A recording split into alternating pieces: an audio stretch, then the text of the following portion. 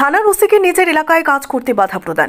শুধু বাধা প্রদান বললে ভুল হবে, প্রকৃত অর্থে আসাম রাইফেলস কর্তৃক তেলিয়ামুড়া থানার ওসি সাহেবকে রীতিমতো অপমানিত করা হয়েছে।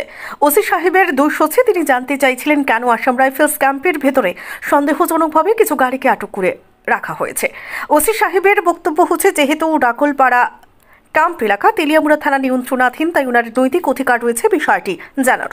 গোটা ঘটনার পরিপ্রেক্ষিতে ব্যাপক চাঞ্চল্য তৈরি হয়। কি হয়েছিল ঘটনা, কেনই বা বাধা দেওয়া হয়েছিল, কিভাবে বাধা প্রদান করা হয়েছিল ইত্যাদি বিষয়গুলো সম্পর্কে তেলিয়ামুড়া থানার ওসি সংবাদ মাধ্যমকে খোলাখুলি জানিয়েছেন।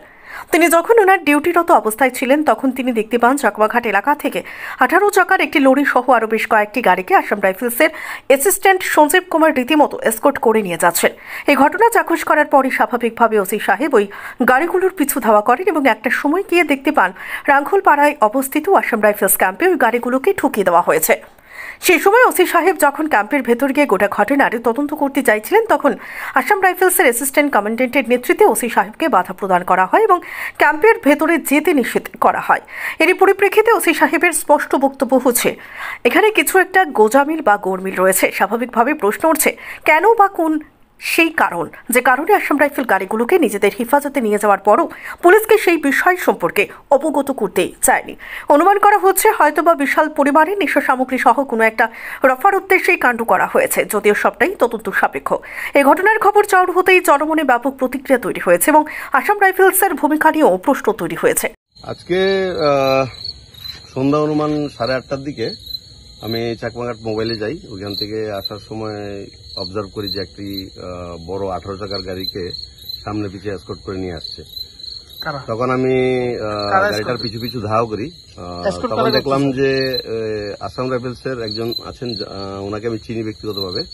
ওনার নাম সঞ্জীব কুমার। উনি গাড়িটাকে লিড করে রাঙ্খলপাড়া আসাম রাইফেল ক্যাম্পে নিয়ে আসেন।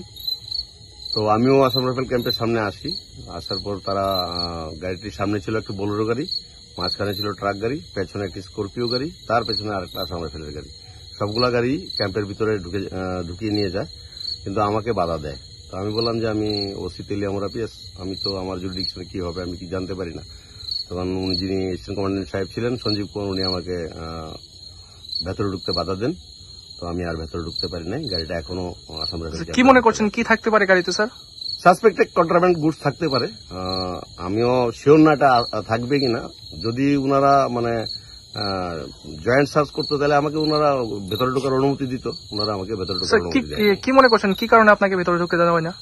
এটা তো বলতে পারবো না, ওনাদের কি নিয়ম কারণ আছে ওনাদের, সেটা আমি বলতে পারবো না। কিন্তু আমাকে উনি বিইং ওসি আমাকে উনি ঢুকতে দেন নাই। বিগত দিনও শুনলাম যে মানে গাড়ি, হ্যাঁ, আমার কাছে সোর্স ইনফরমেশন আছে। আসাম রাইফেল, কাস্টমস এবং বিএসএফ এর এরকম নাকি অপারেশন হয়। তো অপারেশনের কোনো রেজাল্ট আমরা পাই না। যদি কোনো অপারেশনে কোনো কিছু সাকসেস থাকে তাহলে তো এনডিবিএস আর্টিকেল আমার কাছে হ্যান্ড ওভার করবে, আমার এখানে এফআইআর হওয়ার কথা, কিন্তু আজ অব্দি কোনো এফআইআর হয়নি।